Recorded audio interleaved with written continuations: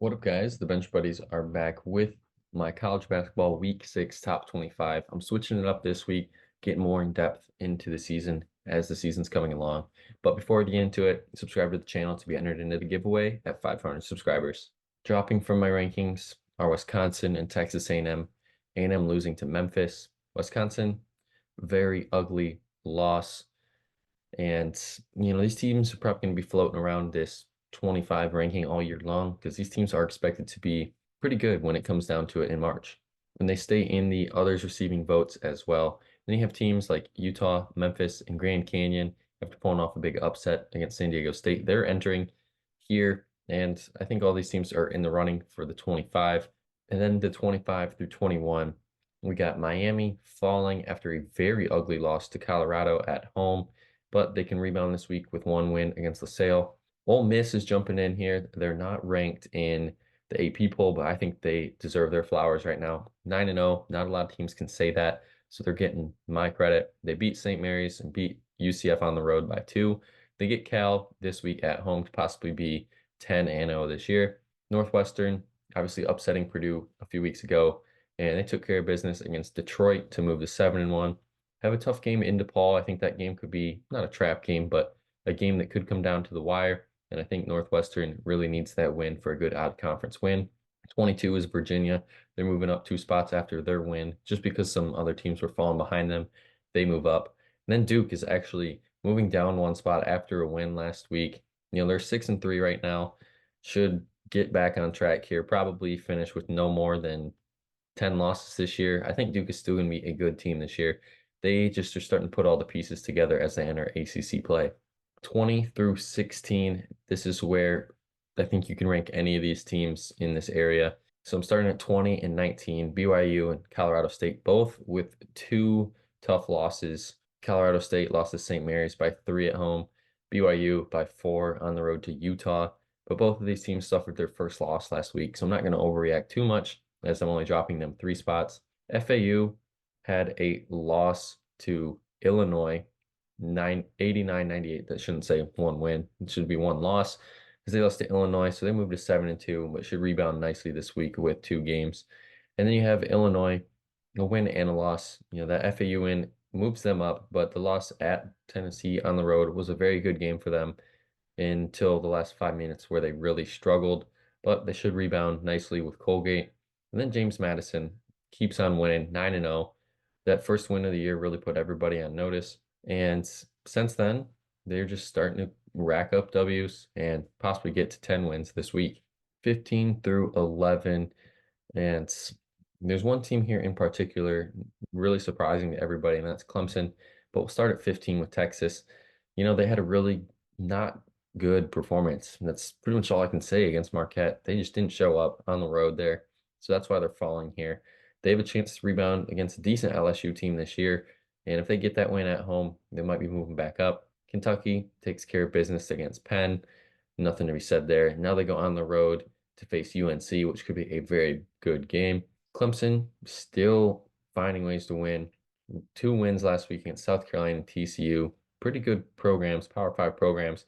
They get Memphis on the road, and if they can go and beat Memphis, get to 10-0, I think they might be a candidate for a top 10 team at this time next week. Tennessee, 2 wins, 2 good wins for them. They're moving up 1 spot. Should have 2 easier wins. NC State could be a trip up game for them. And then Gonzaga, that loss on the road to Washington. We're not used to having Gonzaga having 2 losses here this early in the season. And it could possibly be 3 because they get UConn here in a tough game later this Saturday. And we're starting with a new breakdown. The top 10, I'm going to go more into depth. We got North Carolina. They lost last week to UConn on the road. And I couldn't take them out of the top 10. I just think this team is too good in the Jimmy V Classic. They showed up, but didn't show up well enough, just like UConn. And I still think they're the favorite to win the ACC, with Clemson and Duke and these teams that are kind of hanging around the pack. I think UNC really has the most experience in to really take it to the next level with RJ Davis and Baycott. Obviously, you can see those guys right there, what they're averaging right now. Those guys have been good for this team. And if they can beat Kentucky, number 14 team in the nation, they might be moving right back up.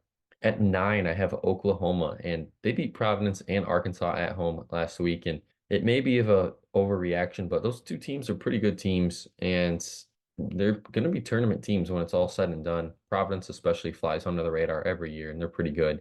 But after this week, after they play Green Bay, more than likely win and get to 10 wins, they get UNC on the road, and that could be the game where we see what this Oklahoma team is made of. 8 is Creighton, and they obliterate Central Michigan. They get UNLV on the road, and then a home matchup against Alabama, which could be a very good game. And I think this team is going to be very good. You know, you see Shireman and Alexander, but they've Kalkbrenner as well. That could be the key piece moving forward.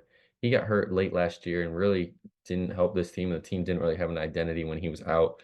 Now they get him back, and this team is looking to be one of those teams that you could surprise and look at the end of the year, and they could be a 1 or 2 seed. 7 is Marquette.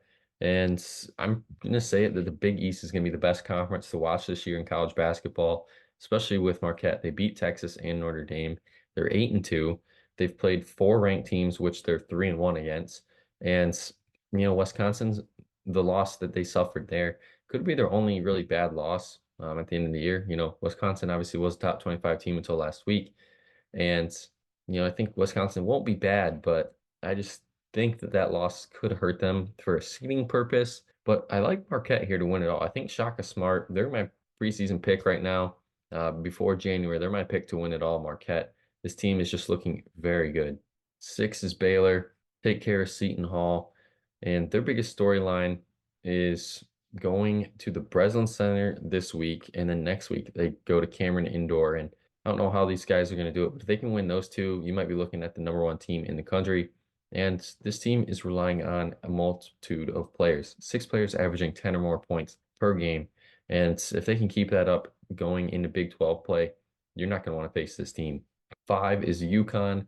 They beat UNC and Arkansas Pine Bluff last week. So 2 strong wins against ranked teams, Texas and UNC. And their only loss is to Kansas. And obviously they're ranked higher than them right now.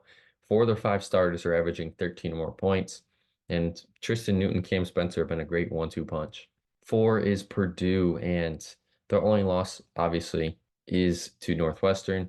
It's 2 years running. It just seems like they can't get past them. And they had some solid wins against Iowa and Alabama, which you'd love to see for Purdue. Great bounce back week for them. Now they get the #1 team in the country, Arizona. And that game is pretty much going to be played for the #1 spot unless Purdue wins. Kansas more than likely will jump to 1 and then Purdue at 2 again. But these guys definitely the heavy Big Ten favorites right now after MSU just free falling right now. And there's really no clear-cut #2 team in the Big Ten. #3 is Kansas. And, well, 2 easier wins. Hunter Dickinson has been an absolute monster in his first year at Kansas after transferring from Michigan. They go on the road to face Indiana. Indiana's been really hit or miss these last few weeks, struggling against Michigan, but still winning. And I just don't see how they're going to stop Dickinson. And then if you try to stop him, we got McCullough Jr., who's been really good so far this season. So this Kansas team has something special. At 2 is Houston, and this team isn't being talked about enough, in my opinion. They held Rice to only 39 points in a blowout win, beat Jackson State by 34 points in another blowout. And Big 12, I think it's going to be Houston and Baylor. And now that you get these teams like BYU, Houston, the new teams from the American Conference entering the Big 12 means this Big 12 this year is going to be loaded. And at 1 is Arizona. Obviously, they're staying at 1 after a ranked win, dominant ranked win last week. And now it's Purdue on the road. They got to go into Purdue and beat them to stay at #1. But this team really hasn't proven to me that they're susceptible of an upset. Caleb Love has been awesome for this team. Keshad Johnson has been a great counterpunch for him as well. And this Arizona-Purdue game is something you don't want to miss. But that's going to be it for the video this week. Check back next week to see if your favorite team made the top 25. But until the next time, the Bench Buddies are out.